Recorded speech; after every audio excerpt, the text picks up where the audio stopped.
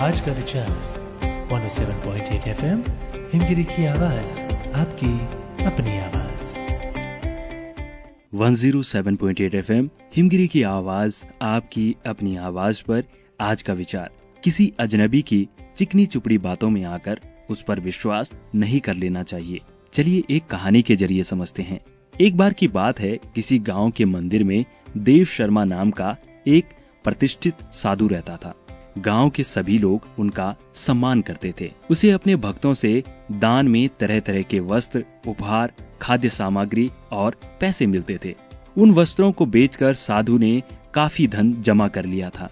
साधु कभी किसी पर विश्वास नहीं करता था और हमेशा अपने धन की सुरक्षा के लिए चिंतित रहता था। वह अपने धन को पोटली में रखता था और उसे हमेशा अपने साथ लेकर चलता था।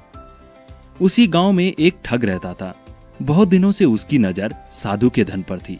ठग हमेशा साधु का पीछा किया करता था, लेकिन साधु उस गठरी को कभी अपने से अलग नहीं होने देता। आखिरकार उस ठग ने एक छात्र का वेश धारण किया और साधु के पास गया। उसने साधु से मिन्नत की कि वह उसे अपना शिष्य बना ले, क्योंकि वह ज्ञान प्राप्त करना चाहता है। साधु तैयार हो गया और इस तरह से वह ठग साधु के साथ ही मंदिर में रहने लगा। ठग मंदिर की साफ सफाई से लेकर अन्य सभी कार्य करता था और ठग ने साधु की खूब सेवा की। जल्दी ही उसका विश्वास पात्र बन गया। एक दिन साधु को पास के गांव में एक अनुष्ठान के लिए आमंत्रित किया गया। साधु ने आमंत्रण स्वीकार किया और निश्चित दिन पर साधु अपने शिष्य के साथ अनुष्ठान में भाग लेने के लिए निकल पड़ा। रास्ते में एक नदी पड़ी और साधु ने स्नान करने की इच्छा व्यक्त की। उसने पैसों की गठरी को एक कंबल के भीतर रख लिया और उसे नदी के किनारे रख दिया।